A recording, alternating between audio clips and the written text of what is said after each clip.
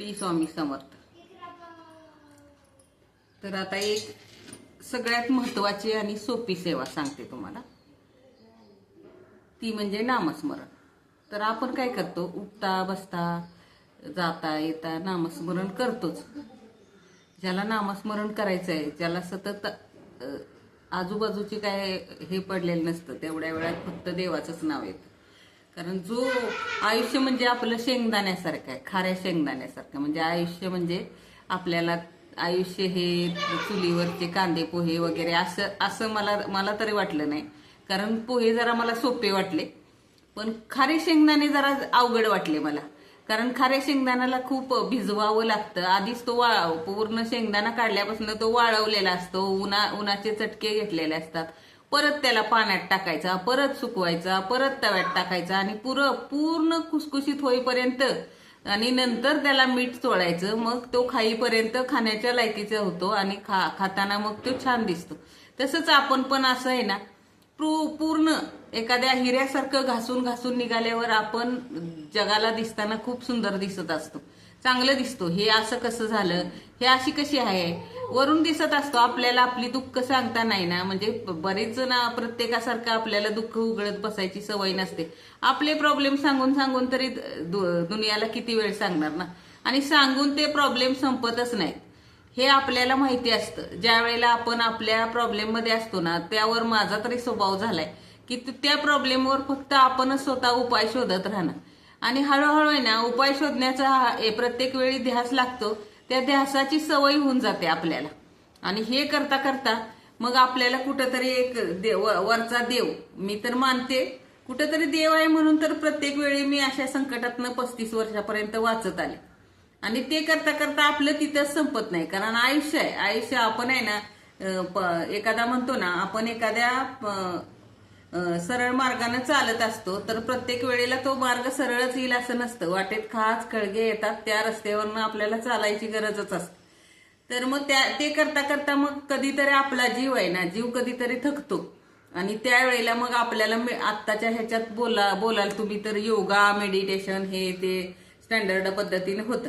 तर त्या जीवाला विसावा कुठे मिळतो, तर एक शांत बसण्याची ठिकाण. मग कुठं बसतो आपण, एखाद्या ठिकाणी बसलं तर हल्ली मग आपण काय करतो, मोबाईल चाळत बसतो. मोबाईल चाळण्यापेक्षा एक छान गोष्ट सांगते, तर ही एक नामस्मरण. तर ज्या वेळेला आपल्याला नामस्मरण करायचं आहे ना, तर मग ते देवापाशीच करावं मला असं वाटतं. कारण आपण कुठेही बसून, हा बाबा ठीक आहे, वयस्कर माणसं असतात ते अंथरुणावर वगैरे बसून, पण आपल्याला जर एक सेवा करायची आहे ना, तर ती देवाजवळच बसून करावी.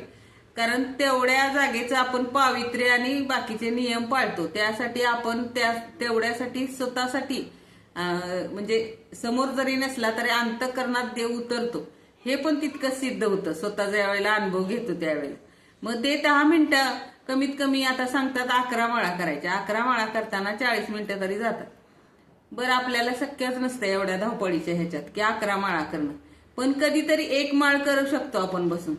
मग ही एक माळ कशी करायची, तर तुम्हाला सांगते. हा आहे मेरुमणी. मेरुमणी ही माळ घेतली ना, तर हा मेरुमणी ओलांडायचा नसतो. ही माळ अशा पद्धतीनं पकडायची, ह्या एवढ्या बोटात. आणि ते करत असताना पूर्ण जसं प्रत्येक ह्याच्यात महापुरुष झालेले असतात, ते माळ घेऊन बसलेले असतात. त्यावेळेला त्यांची मुद्रा कशी असते, तर ते ध्यानात घ्यायचं. एक टक स्वतः माळेकडं किंवा आपलं एकाग्र चित्त करायचं. आणि प्रत्येक मनी हळूहळू हळू प्रेमानं सरकवत राहायचं. आणि प्रेमानं आतल्या आत आपलाच भाव प्रेमाचा करायचा अंतःकरणातला. मग त्यावेळेला आपला अंतरात्मा जागा होऊन शांत होतो. आणि आपलं 10 मिनिटाचं साधारण मेडिटेशन होतं तुमच्या भाषेत म्हणलं तर. आणि मग चित्त एकाग्र होतं, डोक्याला पण शांतता भेटते. आणि मग आपण एक शांत, कधीतरी स्वतःसाठी आपण शांत बसू शकत नाही ना, प्रत्येक वेळी इकडचे तिकडचे विचार येतात.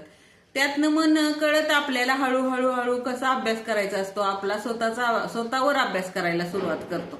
आणि मग त्यासाठी ही माळ कशी जपायची, तर ही स्वामींची ही पहिली सेवा जी नामस्मरणाची. त्यासाठी तुम्ही कुठलीही माळ वापरू शकता. मला तुळशीची मिळाली, मी तुळशीची आणली. पण शक्यतो चंदनाची मिळते. ज्यांना उष्णतेचा वगैरे त्रास असतो त्यांनी शक्यतो चंदनाची वापरावी. आणि बऱ्याच प्रकारच्या माळे असतात. तर स्वामींची सेवा करण्यासाठी मी ही चंदनाची माळ वापरते.